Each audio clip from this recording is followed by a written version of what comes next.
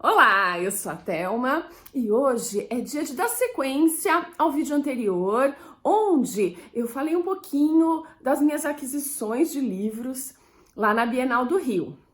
Então eu quero terminar porque eu comprei mais livros do que coube naquele vídeo. Também quero falar de outras aquisições literárias que aconteceram na mesma época, não exatamente lá na Bienal. Vou misturar um pouquinho tudo isso. E quero dar sequência também àquela história de terror que eu comecei no vídeo passado. Sim, porque eu estava lendo um livro de terror, de contos, supimpa, que eu tô adorando, e acabei vivendo momentos estranhos, bizarros, na Avenida Paulista aqui em São Paulo. Mas antes de continuar essa história, eu queria convidá-los a se inscreverem aqui no canal, curtirem esse vídeo se vocês gostarem, me seguirem nas redes sociais, os conteúdos são sempre diferentes, aposto que você vai gostar. Que tal irmos para essa aventura literária? Olha aqui, ó, um pouquinho de tudo aqui para vocês. Porque sim, eu esqueci de comentar que eu tinha comprado outros livros além daqueles da Bienal e não coube tudo que eu queria falar no vídeo anterior. Eu comprei mais coisas que eu tinha tempo para falar aqui no vídeo. Então vamos complementar as informações que faltaram, a começar por esse livro maravilhoso, um romance de formação da Cristina Wallenberg. É uma brasileira nascida no sul do país que se mudou há 2 décadas para os Estados Unidos. E aqui, nesse romance de formação, ela vai contar a história de Camila, que vive essa experiência muito jovem de se mudar para os Estados Unidos para crescer, para ter a sua própria vida, conquistar isso. E ela acaba sendo camareira num hotel e ela vai, imagina, há muitos anos atrás, viver essa aventura num momento que não existiam as redes sociais, não existiam esse mundo tão globalizado que a gente vive hoje. E aqui é legal em Lourdes, pois a principal influenciadora da Camila é a avó dela. Então, em Lourdes, essa história bem escrita, que tem trechos tocantes, comoventes, nos leva a essa trajetória de crescimento, desse romance de formação da Camila, numa terra muito diferente, né? Sair de casa já é um desafio. E sair da nossa grande casa, o Brasil, e ir para os Estados Unidos, e é o sonho de muita gente. Então é uma aventura que nos dá aí muitas dimensões de crescer. Então, tinha que falar para vocês desse romance da Cris, que é minha amiga, fez mentoria comigo e tem essa história super legal.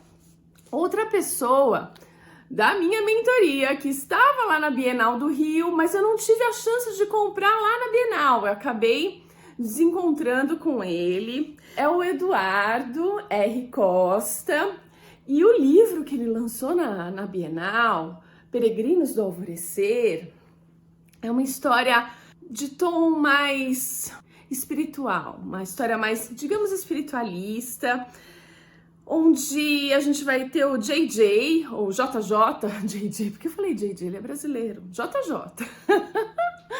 Ele, de repente, se vê numa nave espacial sem memória. E aos poucos ele recobra essa memória, graças à presença de uma luz diferente. E ele vai também recobrar a missão da vida dele, de trazer esse conhecimento para as pessoas, esse conhecimento de muitas vidas. Então é bem interessante o livro, eu ainda não li, do Eduardo, também fez mentoria comigo, acho que eu já disse isso. E é uma dessas histórias que nos faz viajar no nosso saber interior, no nosso saber intuitivo, num saber que está escondido dentro de cada um de nós. E aqui o Eduardo traz à tona nesse belo romance. Era para eu ter encontrado o Eduardo lá no Rio, mas acabei desencontrando porque eu também estava alucinada. No estande da Cartola tinha tanta gente, então acabei desencontrando, mas a gente teve um lançamento. Ele lançou o livro aqui em São Paulo há 2 semanas atrás, num evento ali em Santa Cecília, onde eu tive a oportunidade de participar. Ele, além de lançar o livro, ler alguns trechos pra gente, ele fez conversa de vida de escritor, onde ele me convidou e convidou também um rapaz, um outro autor muito jovem, autor desse livro aqui que eu tenho em mãos. Eu tô falando do Gabriel Mendes. Aqui a gente tem os 2 guardiões da Rainha da Floresta. O Gabriel, gente, também fez mentoria comigo, o Biel. E aqui, mais uma vez, ele traz uma história que tem um fundo espiritualista forte. Conta sobre o jovem Biel, que precisa escolher a profissão dele, escolher se ele vai ganhar dinheiro, como ele diz, grana, ou seguir a vocação dele, seguir a lenda pessoal. Ele fala sobre, ele retoma esse conceito da lenda pessoal, follow your bliss, como diria Joseph Campbell, follow your bliss, ou como diria, acho que Paulo Coelho, siga sua lenda pessoal, siga os seus sonhos, siga a sua vocação e não ligue tanto pro entorno de ganhar dinheiro, de ser muito bem sucedido, de status e coisas do gênero.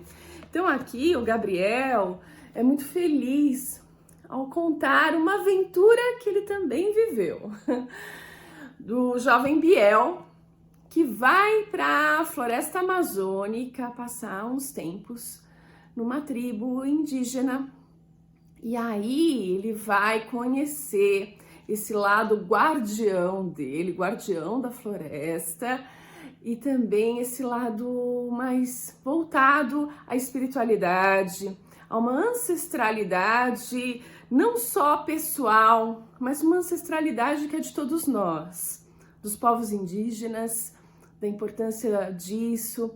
Hoje a gente está já numa 2ª semana de recorde de temperaturas, então acho que tem muita coisa que a gente pode aprender aqui com o Biel, numa vivência muito real, uma vez que ele foi até uma tribo indígena e teve toda essa vivência, e ele segue essa lenda pessoal dele. É muito legal, eu acho que vocês vão gostar muito de conhecer essa obra. Eu falei a Luciana Dignoni no vídeo passado. De fato, ela estava lançando o Crimes em Copacabana, que é o último livro dela, quer dizer, o último publicado, porque ela tá com o último livro mesmo na Amazon, tá concorrendo ao prêmio Kindle. Então aqui eu não vou acrescentar muito, eu trouxe o Evidência 7, porque eu sou apaixonada por esse livro, então não tenho como não trazê-lo aqui para vocês. Mas tem novidades dela, tanto em Crimes em Copacabana, publicado em livro físico, como esse último lançamento no Kindle, que tá demais, gente. Super recomendo. E a brevidade das coisas, eu deixei aqui, né, pro finzinho, mas é um livro que permeia tudo. Aqui a gente tá falando de microcontos da Caterine Beltrão. E nanocontos também, eu tava aqui me divertindo lendo os nanocontos. Até lembrei do meu editor, Rodrigo, da Cartola. Ele fala que um amigo dele brinca que a editora dele é uma nano-editora. Mas os nanocontos são ainda menores. Microcontos já são uma narrativa bem curtinha, de poucos toques.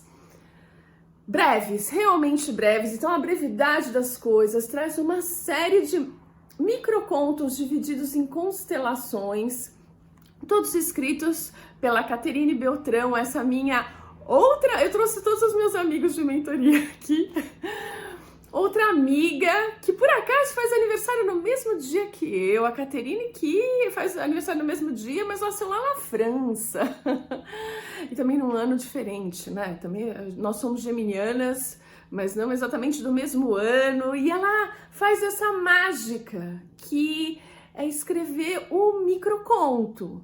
Essa capacidade de síntese em poucas palavras, trazendo muitas emoções. E aí eu queria até mostrar alguns desses nanocontos, porque eu acho muito interessante, porque é uma frase. Olha só, nesse aqui a gente tem leituras, esse é o título, leituras. Ela lia livros não escritos, depois esquecia. Sente assim a vibração em poucas palavras, o quanto você vai refletir depois. Esse aqui se chama Areia. Ela veio do deserto para morrer na praia. Então, gente, para quem quer conhecer esse universo maravilhoso dos microcontos, é indispensável a leitura de Caterine Beltrão, porque ela domina essa técnica como poucos e eu super recomendo. E por fim, retomo esse livro de terror, são contos de terror do A.T. Sérgio, que adora dar uns sustinhos na gente. Já falei que eu comecei a ler, eu ainda não terminei. Eu li os primeiros contos e gostei muito. Ele traz aquela pegada do terror que tá no clima, tá naquela antecipação, tá numa ambientação e ele faz o conto como o conto tem que ser, que é aquele soco no estômago, como diria Cortázar, talvez, aquele que você ganha por nocaute, você não ganha por pontos, porque você entra na atmosfera sombria, misteriosa, assustadora, nas primeiras palavras, não tem perda de tempo aqui. A gente já entra no esquema e já vai para essa atmosfera sombria de um louco na escrita criada pelo A.T. Sérgio.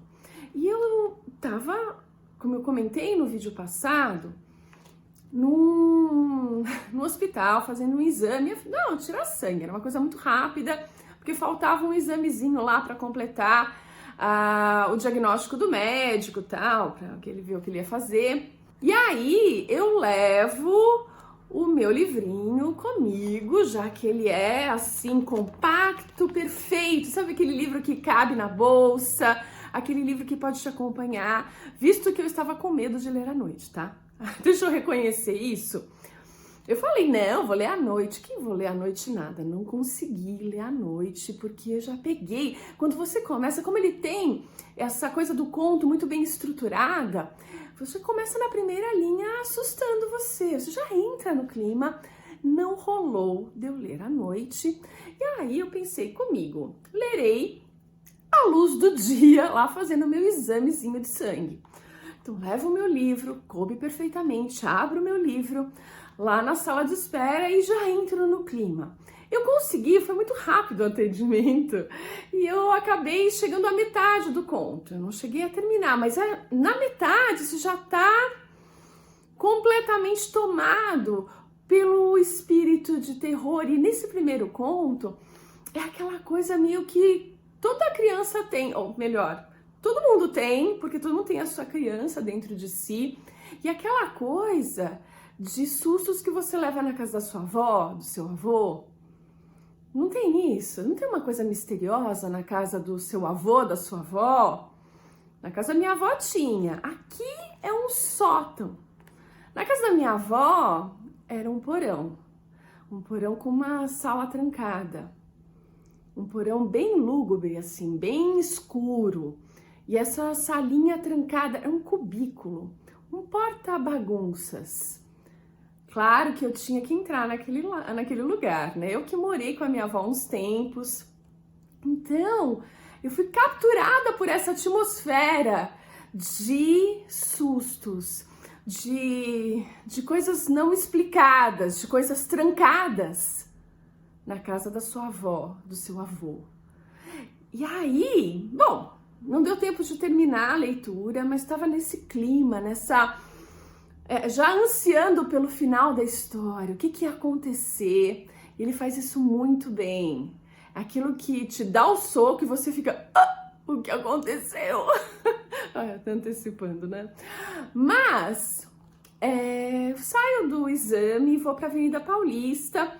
Era na rua de trás, era na Alameda Santos, onde eu fui fazer o exame. Então logo atravessei, andei um quarteirão, fui para Paulista e tava caminhando para a estação Brigadeiro do metrô, mas eu ainda não tinha atravessado a Brigadeiro Luiz Antônio para chegar nessa estação. A estação fica depois dessa avenida, que é uma avenida grande, de muita circulação, e você tem que esperar ali o farol mesmo do pedestre para conseguir atravessar. É impossível atravessar antes. Eu tava antes, então eu tinha que atravessar a Brigadeiro e chegar na estação, que leva esse nome, e tô caminhando, né? Tinha um quarteirão, e o quarteirão da Paulista é bem grande. Tô caminhando e tinha muita gente na rua. Normalmente, as calçadas da Paulista, para quem não conhece, elas são largas, com muita gente transitando, muita coisa no meio do caminho, sabe? Não é uma coisa assim, uma caminhada bucólica. Longe disso, é bem urbana, muito cheia de gente. Eu tô caminhando e tem uma mulher mais ou menos do meu lado caminhando comigo. Mais à frente tem uma árvore, a gente tá em frente a uma casa, eu não sei o que é aquilo exatamente, que tipo de comércio, é tudo comércio. Mas eu tô caminhando naquela direção, tem uma árvore, uma sombra assim, e tem um homem com muletas, e ele pede esmolas, pelo menos é isso que eu entendi.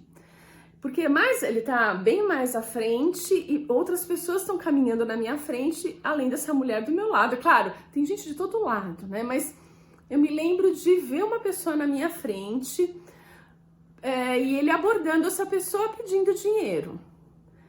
E eu tava tão assim, frenética, eu acho que eu tava um pouco ainda no espírito do livro, e também com a pressa de voltar para casa, sabe quando você tá... E meio que você se desliga do mundo exterior. E eu meio que engatei assim uma segunda ali e acelerei, fui andando. E eu não pretendia, eu não ia dar dinheiro para ele, eu nem tinha, eu acho. E eu achei melhor tentar nem conversar, nem responder, porque ele estava abordando as pessoas, né? Falei, acho que é melhor nem parar. E nem parar, eu geralmente não paro, né? Ela para sempre. Não, eu não paro. Eventualmente posso até parar, mas é bem eventual. É meio que um automático de você não... Principalmente na Paulista, você fica meio tenso, sabe?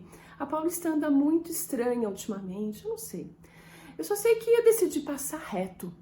É isso. E aí, quando eu tô passando, ele fala a seguinte frase. E aí eu não sei se a frase é pra mim ou pra mulher do meu lado. Porque, sim, essa mulher estava bem próxima a mim, a ponto de eu não saber se ele se dirigiu a mim ou a ela. Mas ele diz o seguinte, a hora que eu passo. O que você pensa? Que eu não te pego por causa disso? Aquilo foi algo assim... Veja, eu sequer olhei para ele. Eu sequer, né, realmente, se ele dirigiu a palavra a mim, eu nem ouvi direito. E de repente, essa frase eu ouço. E aí, eu simplesmente, eu não estava olhando, veja, por isso eu também não tenho certeza para quem ele dirigiu, para quem ele olhava. Eu só entendi o contexto. Ele falou das muletas dele e falou que se eu achava que por ele usar aquilo, ele não me pegaria. Gente, eu não sei qual era o intuito dessa frase, eu não sei para quem era essa frase, eu só sei que eu acelerei. Eu já ando rápido, gente, mas eu comecei a andar rápido, rápido. Só que o que é bizarro é que ele vem atrás. Ele tava parado ali, pedindo dinheiro, e de repente ele tá vindo atrás de mim ou da mulher, porque a mulher seguia na mesma direção. A mulher, ela protestou, ela falou alguma coisa, ela tipo falou que absurdo, sabe? Alguma coisa assim, ela estava indignada com a frase que ele disse. Então eu não sei se foi para ela, se foi para mim. Veja, nessa situação, acho que não tinha clima para eu parar e perguntar, desculpe senhor, para qual de nós duas você disse essa frase? Gente, eu acelerei e comecei a andar rápido. E eu ouvia o tilintar, né? O tic-tac, tic-tac, tic-tac das muletas batendo na calçada, né? Aceleradas. Eu não acreditei naquilo. Eu tô ouvindo isso? Ele tá realmente vindo atrás da gente? Ou de mim, ou dela, ou seja lá quem for, na nossa direção. Eu acelerei o máximo que eu pude e eu continuava ouvindo o tac-tac, tac-tac, tac-tac, tac-tac. Aí eu dei um jeitinho, vinha muita gente, tinha muita gente, vocês podem imaginar que cena é essa? O terror seria se eu estivesse sozinha. Não, cheio de gente. Eu tinha que desviar das pessoas que andavam na direção contrária. E aí, num desses desvios, eu virei e olhei, assim, rapidamente para trás. E ele vinha vindo mesmo. Eu tava ouvindo, de fato, as muletas dele batendo no chão. E ele vinha acelerado, não era uma coisa devagar, não. A ponto de eu ouvir, eu conseguia, mesmo numa avenida paulista, cheia de gente, de carro, de buzina, eu ouvia o tac-tac, tac-tac, tac-tac. Aquilo, essa hora que eu percebi que ele de fato não era fruto da minha imaginação, ele estava andando rapidamente na nossa direção, vindo atrás. A essa hora, nossa. E aí que eu lembrei que tinha Brigadeiro na frente. E que a Brigadeiro eu só atravessaria se ela tivesse fechada para os carros e aberta para mim. Caso contrário, não existe maneira de atravessar. Aí eu falei, ai meu Deus, tem que atravessar essa rua. E aí eu olho para frente, a Brigadeiro tinha acabado de fechar, mas eu ainda estava longe da Brigadeiro. Falei, ai, longe, ainda faltavam uns bons metros. Uns 10 metros para eu chegar, assim, não tava pertinho. Mas eu não quis nem saber, né? Aí eu acelerei mesmo, eu comecei a correr e atravessei antes que o sinal abrisse para os carros e eu ficasse presa. Ou tivesse, claro, que correr para um outro lugar. Aí eu corri, atravessei a Brigadeiro e aí fui desviando das pessoas. E o metrô tava bem próximo. Eu entrei correndo no metrô. E aí, desse lado, eu olhei novamente, ele não tinha atravessado a rua. E aí, a Brigadeiro acho que já tinha aberto e eu já tava também dentro do metrô. Mas, gente, eu vou contar pra vocês que eu comprei o bilhete, eu preciso comprar o bilhete, eu preciso recarregar meu cartão. Então, toda vez que eu vou ao metrô, eu tenho que comprar o bilhete naquela máquina que demora um tempão. Mas eu comprei meio que tremendo, assim, e entrei no metrô e vim pra casa e nada aconteceu. Mas, assim, eu tava no clima de terror e eu não entendi isso. Assim, por quê? Por que me seguir ou seguir a mulher? Talvez tenha sido a mulher, porque ela respondeu. Eu fiquei muda o tempo todo, eu não falei nada, eu não olhei.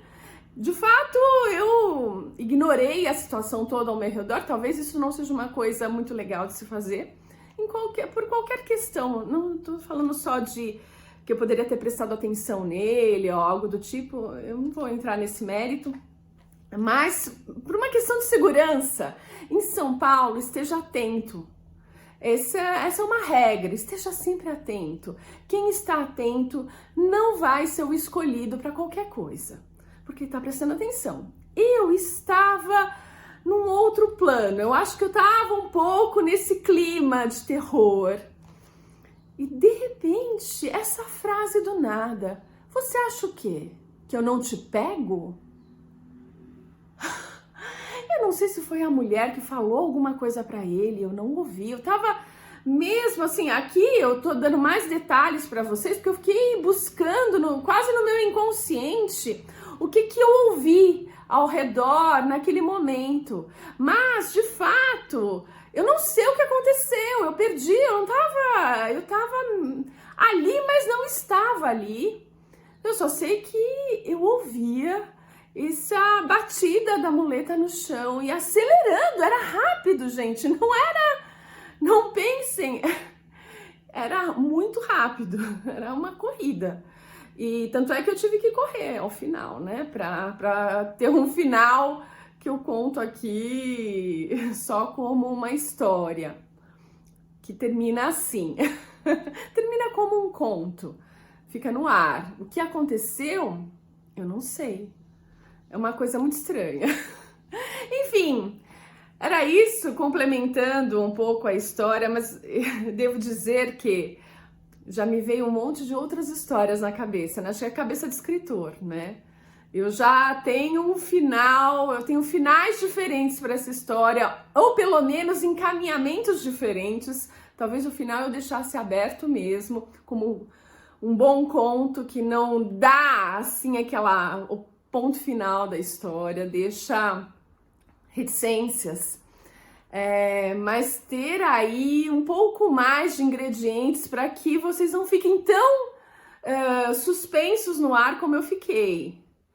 Quer dizer, preferi ficar suspensa no ar mesmo sem ter acontecido nada, porque que sentido teria isso? Que história é essa? Por que a pessoa tem que vir atrás? Não entendi isso.